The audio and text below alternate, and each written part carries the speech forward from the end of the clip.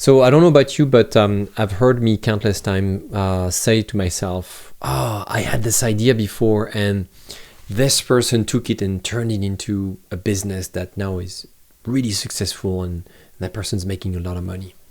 I should have done it. I could have paid attention to this idea. I could have done something with this." I'm sure you've probably had moments like that, and maybe after that, you probably felt the weight of the shame or the guilt.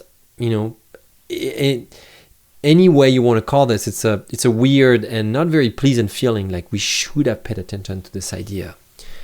And as I was reflecting on this phenomenon recently, that led me to realize that sometimes our relationship with our inspiration, our creative energy, or just simply the ideas that we have, is a little limited. It's a little restricted. I want to share that when you have an idea, this idea probably doesn't belong to you. No idea just belongs to you. We are in a network of people, of thinkers, of doers. We live in a society, right? By definition. We are in what author Austin Kleon calls a scenius, a scene of many geniuses. So he calls it a scenius. We are part of a network, a galaxy of ideas, of people that share ideas. Another way that was very helpful for me to think about ideas is what Elizabeth Gilbert, in her book The Big Magic, Elizabeth Gilbert in Big Magic, she describes ideas as hummingbirds, little animals that come and hum around you, float around you, and try to grab your attention.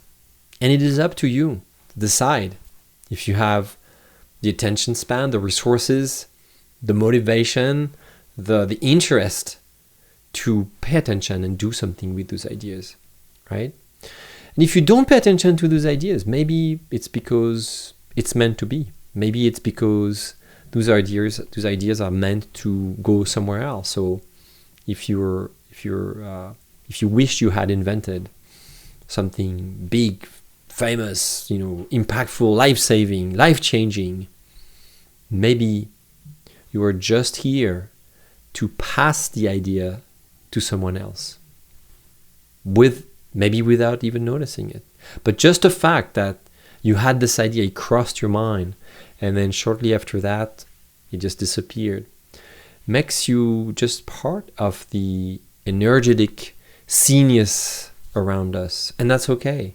Some other folks will be recipients of these ideas and will continue to pass them on. And some others will have the time, will have the energy, the means to do something with it. Now, what ideas can you take care of, like little animals? What idea can you feed? What idea can you share? What idea can you hone or repurpose or build on or mount on some other ideas? What can you do with it? It is up to you, and you're free to do that as much as you want. But please don't feel guilty or shameful, or just I invite you to try to pay attention to your language and maybe get rid of the I could have, I should have, I should, I could, I really, because really this indicates that maybe this wasn't just meant for you. And that's about it. So live lightly, we'll live joyfully, live in peace with your creative energy. It flows, it comes and goes. Maybe it's for you, maybe it's not for you, maybe it's for somebody else, maybe not the person you think, and that's okay. I hope this thought helps you, and I look forward to hearing your thoughts, your questions on this idea. Maybe share it around. It's not my idea, by the way.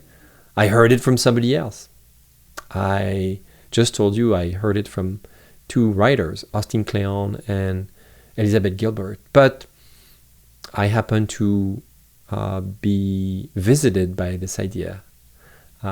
This idea knocked on my door really recently, and now I'm passing it on to you, and maybe that will help you. And if it doesn't, just let it move on or share it with somebody else. See, that's how ideas travel now and have a journey through social media and video and other thought leaders or other thinkers. I hope this helps. Thank you so much.